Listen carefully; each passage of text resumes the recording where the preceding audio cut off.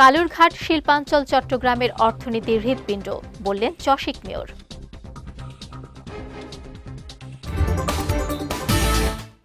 এবং কক্সবাজারে LPG gas filling স্টেশনে বিস্ফোরণ, দগ্ধ ১৬।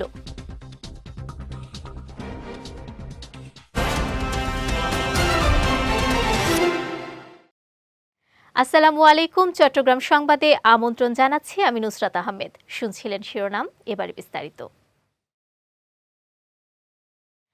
কালুরঘাট শিল্পাঞ্চলকে চট্টগ্রামের অর্থনীতির হৃৎপিণ্ড বলে অভিহিত করেছেন চট্টগ্রাম সিটি কর্পোরেশনের মেয়র ড শাহাদাত হোসেন।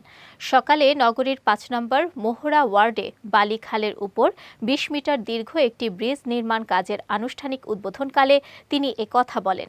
মেয়র জানান, শুধু বালি খাল ব্রিজই নয়, পুরো শিল্পাঞ্চলকে ঘিরে বর্তমানে ব্যাপক কর্মযজ্ঞ চলছে। সি&বি বালুর টাল সংলগ্ন ২৫ মিটার আরসিসি ব্রিজ নির্মাণ, ওসমানিয়া ব্রিজ ও আরাকান রোড সংযোগ সড়ক নির্মাণ এবং দেওয়ান মহসিন সড়ক উন্নয়ন ও ওয়াসা রোড সংস্কারের প্রকল্প বর্তমানে চলমান রয়েছে। এছাড়া বিশ্ব ব্যাংকের কোভিড-১৯ প্রকল্পের আওতায় বিএফআইডিসি রোড সংস্কার এবং বাহির সিগন্যাল থেকে কালুরঘাট ভারী শিল্প এলাকা পর্যন্ত ড্রেনেজ ব্যবস্থার আমূল পরিবর্তনের পরিকল্পনাও প্রক্রিয়াধীন রয়েছে। এ সময় সমন্বিত পরিকল্পনার মাধ্যমে কালুরঘাট শিল্পাঞ্চলকে একটি আধুনিক ও বিনিয়োগ বান্ধব এলাকায় পরিণত করাই চসিকের লক্ষ্য বলে জানান সিটি মেয়র। কক্সবাজারের কলাতলীতে একটি এলপিজি গ্যাস ফিলিং স্টেশনে ভয়াবহ বিস্ফোরণ ও অগ্নিকাণ্ডের ঘটনায় অন্তত ১৬ জন দগ্ধ হয়েছেন।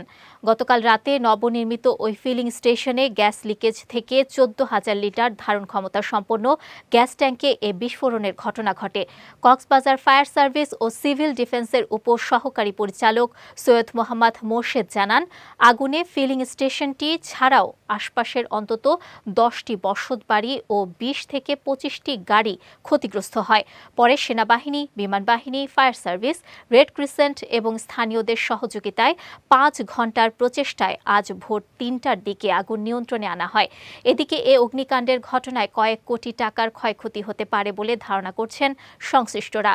অন্যদিকে আগুনে হতাহতদের খোঁজ নিতে সদর হাসপাতালে যান জেলা প্রশাসক মোহাম্মদ আব্দুল মান্নান। এ সময় তিনি আহতদের দ্রুত উন্নত চিকিৎসা দেওয়ার নির্দেশনা দেন। এদিকে কলাতলীতে ফিলিং স্টেশনের গ্যাস পাম্পে বিস্ফোরণের ঘটনায় দগ্ধ ৬ জনকে চট্টগ্রাম মেডিকেল কলেজ হাসপাতালে ভর্তি করা হয়েছে। বুধবার দিবাগত রাত ২:৩০টার দিকে তাদের হাসপাতালে নেওয়া হয়। চমেকের বার্ন ও প্লাস্টিক সার্জারি বিভাগের সহকারী রেজিস্ট্রার রাশেদ উল করিম জানান, দগ্ধ ৬ জনকে বার্ন ইউনিটে ভর্তি করে সকাল পর্যন্ত নিবিড় পর্যবেক্ষণ ও প্রয়োজনীয় পরীক্ষা নিরীক্ষা করা হয়। প্রত্যেক রোগীর শরীরে ইনহেলেশন ইনজুরি পাওয়া গেছে, যা দগ্ধ রোগীদের ক্ষেত্রে জটিলতার ঝুঁকি বাড়ায়। পরে রোগীদের শারীরিক অবস্থা বিবেচনায় বেলা ১১টার দিকে ৩ জনকে আইসিইউতে স্থানান্তর করা হয়। বাকি ৩ জন বার্ন ওয়ার্ডে চিকিৎসাধীন রয়েছেন এবং বর্তমানে অক্সিজেন সাপোর্ট ছাড়াই স্থিতিশীল আছেন। তবে তাদের সার্বক্ষণিক পর্যবেক্ষণে রাখা হয়েছে বলেও জানায় চমেক কর্তৃপক্ষ।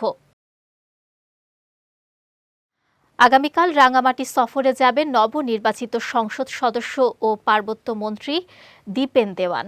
বিষয়টি নিশ্চিত করে পার্বত্য মন্ত্রীর সহকারী একান্ত সচিব মোহাম্মদ আল আমিন বলেন, আগামী ২৭ ফেব্রুয়ারি থেকে ৪ মার্চ পর্যন্ত মন্ত্রী দীপেন দেওয়ান সরকারি সফরে রাঙামাটিতে অবস্থান করবেন। সংসদ সদস্য নির্বাচিত হওয়ার পর এটাই তার প্রথম সফর। এদিকে মন্ত্রীর আগমনকে ঘিরে জেলা জুড়ে নেওয়া হয়েছে ব্যাপক নিরাপত্তা। রব রব সাজে সেজেছে রাঙামাটি শহরের অলিগলি, তোরণ এবং ব্যানারে ছেয়ে গেছে জেলা বিএনপির দলীয় কার্যালয় সহ পুরো শহর।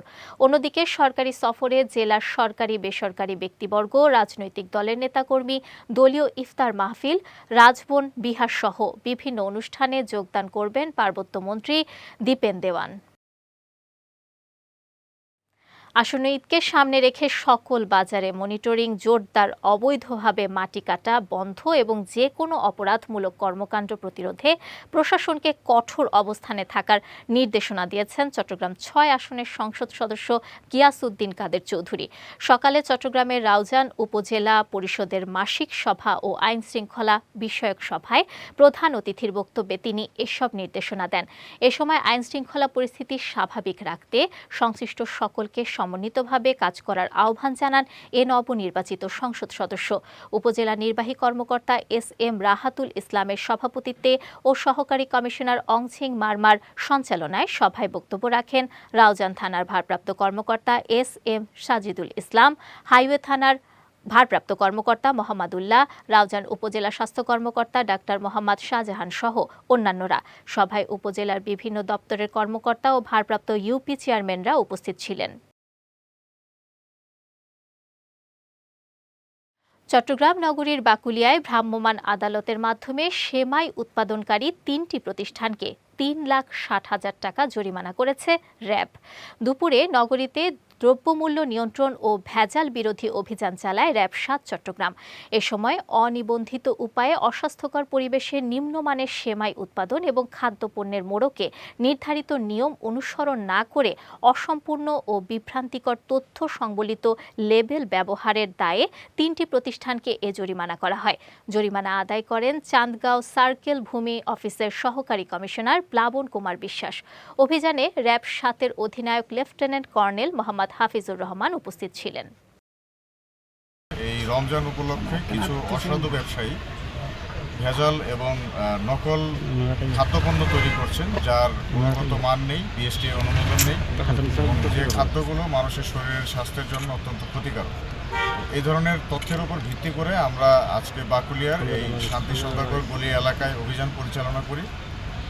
এখানে আমরা মোট 3টি এই ধরনের ফ্যাক্টরি খুঁজে পেয়েছি, যে ফ্যাক্টরিগুলোতে সরকারি কোনো অনুমোদন নেই। চট্টগ্রামের চন্দনাইশে ডাকাতের গুলিতে চন্দন দে নামে এক ব্যক্তির মৃত্যু হয়েছে। ভোরে পৌরসভার উত্তর গাছবাড়িয়া বদুরপাড়া 1 নম্বর ওয়ার্ড এলাকায় এ ঘটনা ঘটে। বিষয়টি নিশ্চিত করেছেন চন্দনাইশ থানার ভারপ্রাপ্ত কর্মকর্তা ইলিয়াস খান। জানান, সাহারির সময়ে বদুরপাড়া এলাকার হিন্দুপাড়াতে একদল ডাকাত গরু ডাকাতি করতে আসেন।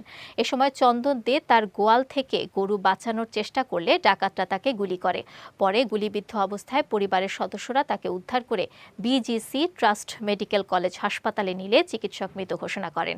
এদিকে পুলিশ জানিয়েছে, মৃতের সুরত হাল সম্পন্ন করে ময়নাতদন্তের জন্য মর্গে পাঠানো হয়েছে। পবিত্র রমজান মাস আত্মশুদ্ধির মাস। এ মাসে বিত্তবানদের অসহায়দের পাশে দাঁড়ানোর আহ্বান জানিয়েছেন Chittagong city mayor doctor Shahadat Hossain.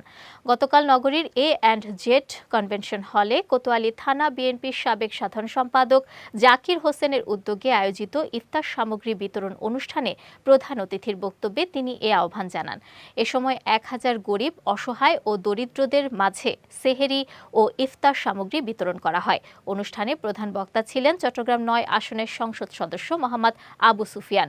এ সময় নগর বিএনপির সাবেক সাধারণ সম্পাদক আবুল হাশেম বক্কর, চট্টগ্রাম মহানগর বিএনপির সদস্য সচিব নাজিমুর রহমান, নগর বিএনপির যুগ্ম আহ্বায়ক হারুন জামান সহ অনেকেই উপস্থিত ছিলেন। চট্টগ্রামের রাউজানে মোহাম্মদ মুজিব নামের এক বিএনপি নেতাকে প্রকাশ্যে গুলি করে হত্যা করা হয়েছে। গতকাল সন্ধ্যায় উপজেলার পূর্ব গুজরা ইউনিয়নের অলিমিয়া হাট বাজারে এ ঘটনা ঘটে। প্রত্যক্ষদর্শীরা জানান, ইফতারের পর বাজারে আড্ডা দেওয়ার সময় কয়েকজন অস্ত্রধারী যুবক রাস্তা থেকে মুজিবকে লক্ষ্য করে 8 থেকে 10 রাউন্ড গুলি ছোড়ে। পরে গুলিবিদ্ধ অবস্থায় তাকে দ্রুত রাউজান উপজেলা স্বাস্থ্য কমপ্লেক্সে নিলে চিকিৎসক মৃত ঘোষণা করেন। এ বিষয়ে ঘটনাস্থল পরিদর্শনকারী রাউজান রাঙ্গুনিয়া সার্কেলের সহকারী পুলিশ সুপার বেলায়েত হোসেন জানান, নারী সংক্রান্ত একটি সালিশি বৈঠককে কেন্দ্র করে এ হত্যাকাণ্ড ঘটেছে বলে প্রাথমিকভাবে ধারণা করা হচ্ছে। অন্যদিকে ঘটনাটি তদন্ত করে প্রয়োজনীয় আইনগত ব্যবস্থা নেওয়ার কথা জানিয়েছেন রাউজান থানার ভারপ্রাপ্ত কর্মকর্তা সাজিদুল ইসলাম। বঙ্গোপসাগরে মাছ ধরতে গিয়ে জলদস্যুদের গুলিতে শাহাদাত হোসেন নামের এক জেলের মৃত্যু হয়েছে। গতকাল কক্সবাজার উপকূলের কাছে এ ঘটনা ঘটে। এ বিষয়ে কুতুবদিয়া থানার ভারপ্রাপ্ত কর্মকর্তা মোহাম্মদ মাহবুবুল হক জানান, নিহত জেলের মরদেহ ময়না তদন্তের জন্য কক্সবাজার সদর হাসপাতালের মর্গে পাঠানো হয়েছে। এদিকে কুতুবদিয়া উপজেলা মৎস্যজীবী সমিতির সভাপতি মোহাম্মদ জয়নাল আবেদিন জানান, বিগত 1 মাস সময় ধরে সাগরের ডাকাতি বেড়ে গেছে। বিষয়টি নৌবাহিনী ও কোস্টগার্ডকে অবহিত করেও কোনো সমাধান মিলছে না। রাঙামাটির নানিয়ারচরে টিসিবির পণ্য বিতরণকে কেন্দ্র করে গ্রাহকদের সঙ্গে টিসিবির সংশ্লিষ্টদের মাঝে হট্টগোলের ঘটনা ঘটেছে। সকালে উপজেলায় পণ্য বিতরণকালে কিছু গ্রাহক রাইস ব্র্যান্ড তেল গ্রহণে অনাগ্রহ প্রকাশ করলে টিসিবির দায়িত্বপ্রাপ্ত কর্মীদের সঙ্গে তাদের বাকবিতণ্ডা শুরু হয়। গ্রাহকরা দাবি করেন তারা রাইস ব্র্যান্ড তেল ব্যবহার করতে অভ্যস্ত নন। টিসিবির পক্ষ থেকে জানানো হয় সরকারিভাবে যে পণ্য সরবরাহ করা হয়েছে তারা কেবল সেই পণ্যই বিতরণ করছে।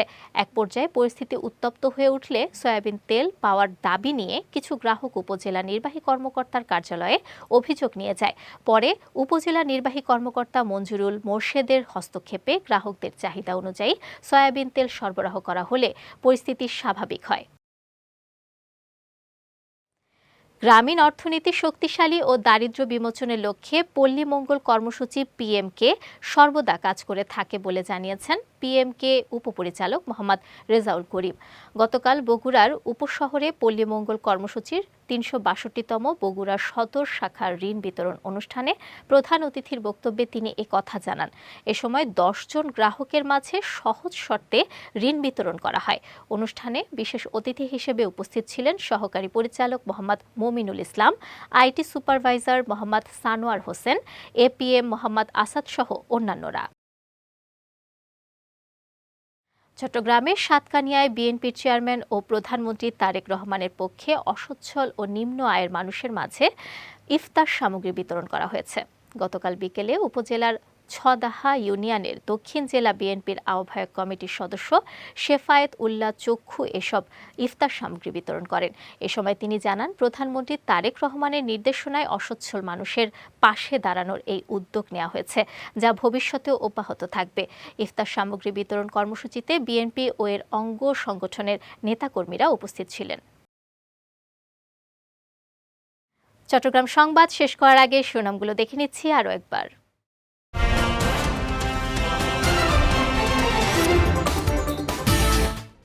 কালুরঘাট শিল্পাঞ্চল চট্টগ্রামের অর্থনীতির হৃৎপিণ্ড বললেন চসিক মেয়র।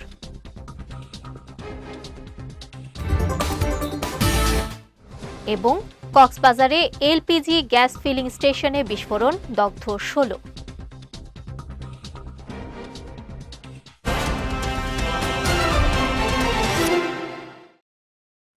চট্টগ্রাম সংবাদ শেষে আজকের মতো আমি নুসরাত আহমেদ আপনাদের কাছ থেকে বিদায় নিচ্ছি। রাত ৯টায় আমাদের পরবর্তী বিজয় রাতের সংবাদ দেখার আমন্ত্রণ রইল। এছাড়াও আজকের চট্টগ্রাম সংবাদের ভিডিও দেখতে পারেন আমাদের ইউটিউব এবং ফেসবুক পেজে। আমাদের ইউটিউব হলো youtube.com/বিজয়টিভিঅফিশিয়াল এবং আমাদের ফেসবুক পেজ হলো facebook.com/বিজয়টিভিলিমিটেড। এতক্ষণ সঙ্গে থাকার জন্য ধন্যবাদ সবাইকে।